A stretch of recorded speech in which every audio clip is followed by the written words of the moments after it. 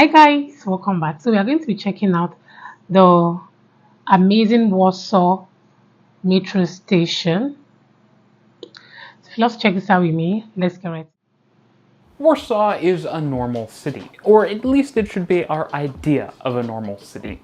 It has big public spaces, a lovely riverfront, bike sharing, and of course a very respectable public transport system. So often North Americans think about the default city as being one with no urbanist credentials and probably no urban rail system.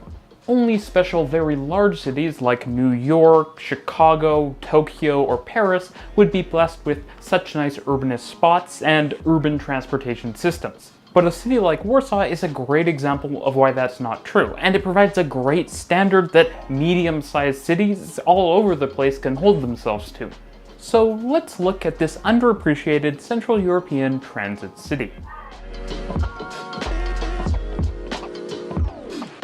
This video was meant to be about the Warsaw Metro originally, but the more I looked at Warsaw and the more I wrote, the more I realized that what I really wanted to talk about with Warsaw is how it should be seen as a benchmark for a good city around the world. Of course, that means Warsaw is not perfect, and like other great urban centers, it wasn't created overnight. It took decades and decades of passionate advocacy and smart policy to make Warsaw a good city for transit, and thus a good city in general, with what many would consider to be a pretty standard public transit system for a major European center. But one that would probably make most urbanists pretty happy. The city isn't all that big, with around 2 million residents, so it's similar in size to a city like Seattle or Denver. But Warsaw has fully integrated fares, an extensive tram network, and metros as well as S-trains. And from my memory, also surprisingly good cycling infrastructure. It's also got a rail link, which I appreciate, to the fabulously named Chopin Airport, and a cross-city regional rail and intercity rail link.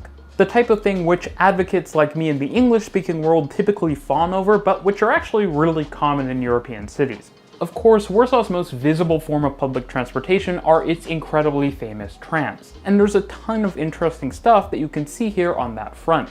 Central Europe really is the tram center of the universe. The tram network in Warsaw is over 120 kilometers long with 25 routes, and here I want to insert Toronto as a comparison.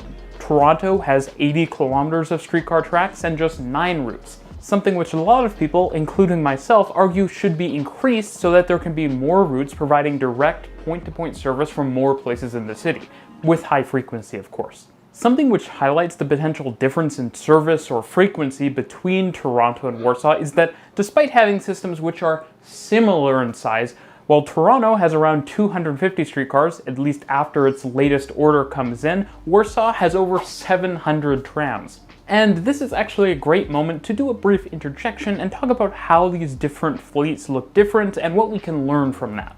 Toronto is going to have 250 more or less identical streetcars from a single, or well, 2 manufacturers. Meanwhile, Warsaw has over 10 different models of tram from multiple manufacturers, but often in tranches of just 30 or 50 trams. And that's actually pretty common around the world for transit, and in particular tram systems. Melbourne, for example, is in the same boat. A unified fleet consisting entirely or mostly of just a single type of vehicle seems to be the modern popular thing in the English-speaking world, and the places that get their expertise from the English-speaking world, because economies of scale and maximum efficiency and all of that. But that approach to designing a fleet is way less resilient. When Toronto realized that its new streetcars had a welding issue and had to be sent off to be fixed, it had to rely on its old, almost retired, different model streetcars to plug the gap. Because a single or 2 models of vehicle in an entire fleet creates a single point of failure. Beautiful. If Toronto realized it had another problem with the streetcars and had to ship them back to Quebec to be fixed, well, that would be a huge problem today, and it might mean streetcar service just needs to be shut down, something which happens with incredibly frustrating frequency in this city. But of course, that's not just limited to Toronto. In DC, whose metro fleet has become more and more homogeneous with time, the newest model of metro train they have was discovered to have a problem. And because it made up such a huge portion of their fleet, well, service had to be massively cut back for months upon months as trains were repaired. Now, the main downside of Warsaw's tram system is that, like other Central European tram systems from Budapest to Prague, the system feels old in its infrastructure and its vehicles, and aesthetically it's not going to win any competitions with Paris. Coupling up high-floor trams is cool, but it's starting to feel a bit old. Fortunately though, Warsaw is addressing this. It's recently ordered a new fleet of modern-looking trams from none other than Hyundai Rodem, and that actually makes me less worried about the fact that Edmonton chose Hyundai for their new trams on their Western Light Rail route. If a tram is good enough for Warsaw, it's probably good enough for any city. Another interesting thing to note, newer tram lines in Warsaw often use crossovers rather than using loops to turn the trams around, which is something that a city like Toronto could learn a lot from, to keep the size of terminus stations down, but also to just see that you can have multiple different types of vehicles in your fleet, again. Of course, the whole reason I created this video was to talk about the metro. And it's actually a really young system. It didn't start operating until 1995. But it's been quite impressive how consistently the system has grown, a couple stations at a time every couple of years until the present. Which is exactly how you should expand a transit system if you want it to be cost effective. Avoid mega projects, incremental improvement. Ridership has also been growing steadily, and if the Warsaw Metro was in the United States today, it would be the second most used rapid transit system in the country, despite having just 2 lines and being entirely underground. But it's not actually the ridership or the impressive growth of the system that impresses me the most. It's the smaller things. The Warsaw Metro has great integration between trams and metro, but without breaking the bank, which is something that Toronto, a city which also often has good integration, could learn a lot from. In Warsaw, typically the approach to integrating trams with metro is less tram tunnels and more conveniently located subway entrances directly off the tram platform with wide staircases.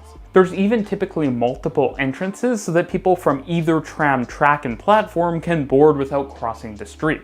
Another feature that I really appreciate are these stations. They're not over the top, there's not multiple giant pavilion buildings, most entrances are simply a staircase from the street, and yet the simple designs are still very attractive. And probably more importantly in this age of incredibly expensive transit, cost effective.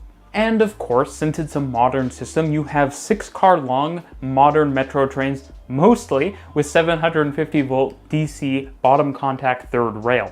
I say this because the Warsaw Metro has this mix of incredibly old Soviet-era cars, which are super retro, and then really nice modern Siemens Metro cars, and also ones from Skoda. Now, I can't comment about the reliability of Skoda's Metro trains, but they look really, really nice. And I can actually say generally, Skoda's new vehicles, from their trams to their trains, all look really good. I can't speak to their reliability, but they look good. Now, if you expected me to only sing Warsaw's praises, I do have some criticisms. Like any system, the metro isn't perfect, and the walk from the central train station to the central metro stations, there are 2 because the train station is kind of located in the corner that is formed by the 2 metro lines, are about half a kilometer, which is a really long way to walk with a bag, for example. That being said, on the whole, Warsaw has really good public transportation, and I can only imagine that with a few more lines, which are planned, a few more new trams, which are coming, and just more bike infrastructure in general, which feels inevitable, Warsaw will be a pretty unimpeachable transit city. And that's how most cities should be. The station is Thanks for watching. Beautiful, so new, so clean, everything looked so beautiful, and Warsaw, wow. I'm so proud of the Warsaw now, like what Warsaw looks like now. I am so proud, and I'm proud of Poland. You guys are doing so well. You guys have the most beautiful places in your country. Kudos to the Polish people. Let me know in the comment section what do you think. Don't forget to like, share, subscribe. Please give this video a huge thumbs up, drop your comments, share my videos. I'll see you all in my next video.